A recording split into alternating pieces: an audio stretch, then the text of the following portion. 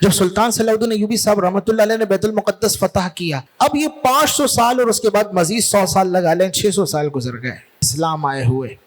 ان 600 سال سے لے کر اب یہ 15ویں صدی چل رہی ہے۔ آج سے 100 سال پیچھے چلے جائیں، سلطنت عثمانیہ کو تاراج کر دیا گیا، خلافت بنو عباسیہ ختم ہوئی، اس کے بعد خلافت عثمانیہ قائم ہوتی ہے۔ یہ بیت المقدس خلافت عثمانیہ کا حصہ بن گیا، یعنی جو ترک حکومت تھی اس میں مکے، مدینے، حجاز اور پھر ساتھ میں بیت المقدس، شام، سب مقامات پر مسلمانوں کی حکومت رہی۔ اس دور میں جو یہاں پہ عیسائی تھے انہوں نے تو آنے کی کوششیں نہیں کی اور یہ پورا علاقہ مسلمانوں کے ماتحت رہا، لیکن ایک اور پارٹی تھی جس کو یہودی پارٹی کہا جاتا ہے۔ یہ اس وقت جرمن کے اندر تھے اور دنیا میں پھیلے ہوئے تھے۔ ہٹلر نے ان کو مارا اور اتنا مارا جو ہولوکاسٹ کے نام سے مشہور ہے، کہ ان کو پھر دنیا میں جائے امان نہیں ملتی تھی، لیکن تھوڑے سے یہودیوں کو اس نے چھوڑ دیا تھا اور کہا انہیں اس لیے چھوڑ رہا ہوں، لوگ میرے مارنے کے بعد مجھے برا تو بہت کہیں گے، لیکن جن کو چھوڑ رہا ہوں ان کے ذریعے پتہ چل جائے گا کہ کتنے برے لوگ ہیں، پھر لوگ مجھے برا نہیں کہیں گے۔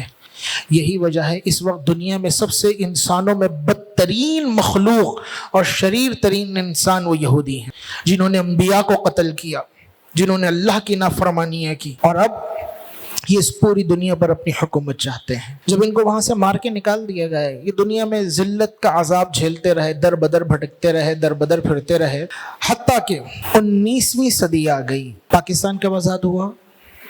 1947 میں۔ تو جب پاکستان کا خواب دیکھا جا رہا تھا اس وقت ترک میں سلطنت عثمانیہ کا زوال چل رہا تھا۔ سلطان عبدالحمید ثانی 1917 کے اندر یہودی ان کے پاس پہنچے اور جا کر سلطان کو 50 لاکھ سونے کے سکے، گولڈ کوائنز دی اور کہا سلطان آپ ہم سے یہ سارا مال لے لو، اور مال لینے کے بدلے میں آپ ہم یہودیوں کو فلسطین میں بسنے کے لیے کچھ زمین دے دو اور اجازت دے دو کہ ہم وہاں پر رہ سکیں، اس کے بدلے میں ہم آپ کو اور بھی مال دیں گے، اور اس وقت آپ کی حکومت کے خلاف برطانیہ کام کر رہا ہے تو ہم آپ کو سیاسی سپورٹ بھی کریں گے، قربان جائیے۔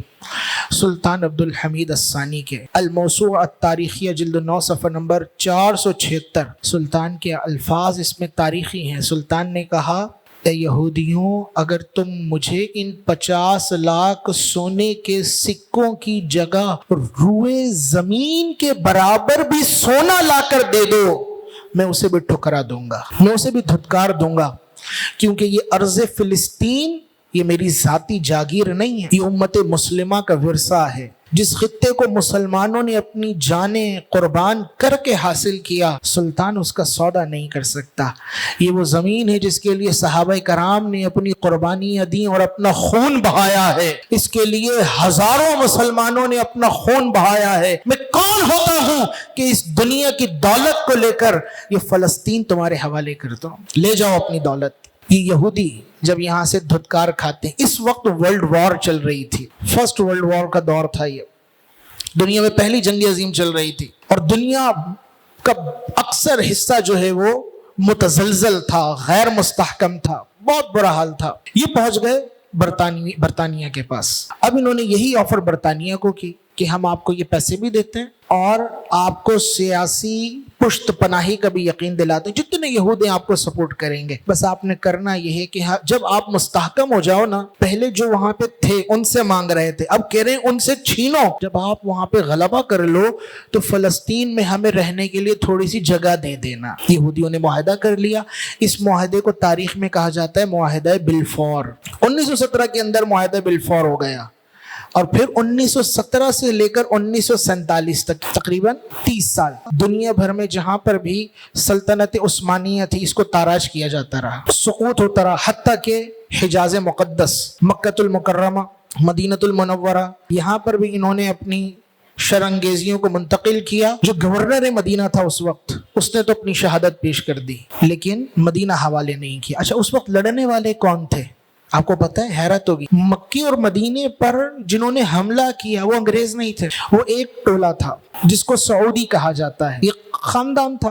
انہوں نے انگریزوں کے ساتھ معاہدہ کیا کہ یہاں پر اگر ہم غلبہ کر لیتے حکومت ہماری ہوگی، کام آپ کا چلے گا۔ مدینہ المکرمہ اس کو تو انہوں نے قتل کر کے اور قتال کر کے فتح کیا اپنے زوم میں. مکۃ المکرمہ کے اندر بغاوت ہو گئی, شریف مکہ جو تھا وہ ان کے ساتھ مل گیا, اور یہاں پر رہ گیا فلسطین, یہ بھی مسلمانوں کے ہاتھ سے چلا گیا. یہ بیت المقدس جو ترک حکومت تھی, یہاں پر ترک حکومت کا خاتمہ ہو گیا, اور یہ سب کچھ برطانیہ کے انڈر میں آ گئے, ایک آزاد خود مختار ریاست کی صورت سی بن گئی. جب یہ صورت بنی تو یہاں پر پھر برطانیہ نے لا کر کس کو بسا دیا, امریکہ, برطانیہ, فرانس, اور اس کا ان کے جو اتحادی تھے انہوں نے یہاں پہ لا کر بسا دیا یہودیوں کو. یہودی جس مقام پر آ کر ٹھہرے, اس مقام کا نام تھا تل ابیب, اور یہ صحرائی علاقہ تھا. اب تو یہاں پہ شہر آباد ہو گئے اور یہ ان کا آج کیپٹل ہے. تو یہاں پر انہوں نے پھر اپنی ریاست قائم کی, اور دنیا بھر میں جہاں جہاں یہودی تھے, چونکہ یہ مالی طور پر یہود مستحکم تھے, ہر دور میں یہ کاروبار کرتے رہے تھے, اس لیے کہ ہم نے فلسطین حاصل کرنا. ان کا پیچھے کانسیپٹ یہ تھا کہ یہاں پر حضرت داؤد علیہ السلام کی حکومت تھی, اور ہم حضرت داؤد کی اولاد ہیں, انبیاء کی اولادوں میں سے ہیں, تو یہ مقام ہمارے پاس ہونا چاہیے. جہاں مسجد اقصیٰ ہے اس کو توڑ دو, یہاں پہ ہیکل سلیمانی بنائیں گے, جب ہیکل سلیمانی بنے گا پوری دنیا پہ ہماری حکومت ہو جائے گی. یہ ہے اصل کانسیپٹ. تو جس طرح مکۃ المکرمہ, مدینہ المنورہ کی عزتیں ہیں, مسجد اقصیٰ کی بھی عزت ہے, انبیاء کا جائے عبادت ہے, جائے پیدائش رہا ہے.